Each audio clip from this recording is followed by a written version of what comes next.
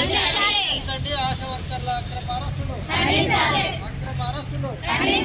ఆశా వర్కర్ల అక్రమ అరెస్టులు, ఆశా వర్కర్ల అక్రమ అరెస్టులు ఖండించండి. ఆశా వర్కర్ల అక్రమ అరెస్టులు ఆపాలి. ఆశా వర్కర్లపై ప్రభుత్వ నిర్బంధం, ఆశా వర్కర్లపై ప్రభుత్వ నిర్బంధం, ఆశా వర్కర్లపై ప్రభుత్వ నిర్బంధం, ఆశా వర్కర్లపై ప్రభుత్వ నిర్బంధం, ఆశా వర్కర్లపై ప్రభుత్వ నిర్బంధం ఆపాలి. అక్రమ అరెస్టులు, అక్రమ అరెస్టులు, అక్రమ అరెస్టులు, అక్రమ అరెస్టులు, ఆశా వర్కర్లని అక్రమ అరెస్టులు.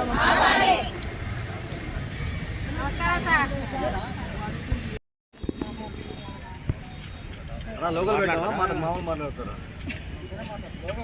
లోకల్ ఉండే పెట్టమంటే పెడతాము, మామూలు జనరల్ మాట.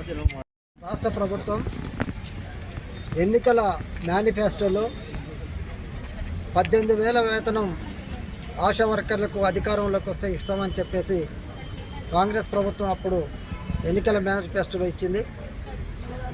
గతంలో ఉన్నటువంటి బీఆర్ఎస్ ప్రభుత్వం మీతో వెట్టి చాకిరీ చేయించుకుంటుంది. కాంగ్రెస్ అధికారంలోకి వస్తే మీకు గ్యారెంటీగా 18,000 ఇస్తాం, నిజ వేతనాన్ని ఫిక్స్డ్ వేతనాన్ని నిర్ణయిస్తాం, ఆ ప్రభుత్వం కన్నా మీ మెరుగైన పాలన అందిస్తామని చెప్పేసి ఆ రోజు ప్రభుత్వం కానీ రేవంత్ రెడ్డి గారు ఆ రోజు హామీ ఇవ్వడం అనేది జరిగింది. ఇది ప్రజాప్రభుత్వం, ఇది ప్రజా తెలంగాణ కాబట్టి మీ అధికారంలోకి వస్తే అరెస్టులు ఉండవు, స్వేచ్ఛగా ధర్నాలు చేసుకోవచ్చు. బీఆర్ఎస్ ప్రభుత్వంలో నిర్బంధం కొనసాగింది, మీరు ఎక్కడ కూడా ధర్నాలు చేసే అవకాశం లేదు. కానీ మేము అధికారంలోకి వస్తే స్వేచ్ఛగా మీరు ధర్నాలు చేసుకోవచ్చు, మీ కోరికలు మేము వింటాం, మీ సమస్యలు మేము పరిష్కారం చేస్తామని చెప్పేసి గతంలో రేవంత్ రెడ్డి గారు అనేక రకాల సభలలో పేర్కొనడం అనేది జరిగింది. అందుకే కడుపు మండిన ఆశా వర్కర్లు అయ్యా మాకు వచ్చే 9,750 రూపాయలు, అది కూడా ఆ పని చేయలేదు ఈ పని చేయలేదు కటింగులు పోతే కొంతమందికి 2,000, 4,000, 3,000, 5,000 వస్తున్నాయి. ఎవరికి కూడా 9,750 రూపాయలు పూర్తిగా వచ్చేటువంటి పరిస్థితి లేదు. కాబట్టి మాకు ఫిక్స్డ్ వేతనం ఇవ్వండి, మీరు అన్నట్టుగా 18,000 రూపాయలని మాకు ఇవ్వండి అని చెప్పేసి రాష్ట్ర వ్యాప్తంగా పెద్ద ఎత్తున ఇవాళ మెడికల్ డైరెక్టరేట్ కాడికి పోయి ఈరోజు ఆందోళన చేయడం అనేది జరిగింది. అక్కడ అమానుషంగా మగ పోలీసు వాళ్ళు ఆడవాళ్ళని జాకెట్లు బట్టి లాగడం, చీరలు బట్టి లాగడం, వాళ్ళపై చేయి చేసుకోవడం, అమానుషంగా ప్రవర్తించి ఈరోజు అక్రమంగా అరెస్ట్ చేయడం అనేది జరిగింది. చాలామంది ఈరోజు ఉస్మానియా ఆసుపత్రిలో గాయాల పాలై చికిత్స పొందుతున్నట్టు పరిస్థితున్నది. కాబట్టి మేము అడుగుతా ఉన్నాం, ప్రజా తెలంగాణలో ఉద్యమాలకు అవకాశం లేదా? ప్రజా తెలంగాణలో కోరికలు చెప్పుకునే అధికారం లేదా? ప్రజా తెలంగాణలో వేతనాలు పెంచే పరిస్థితి లేదా?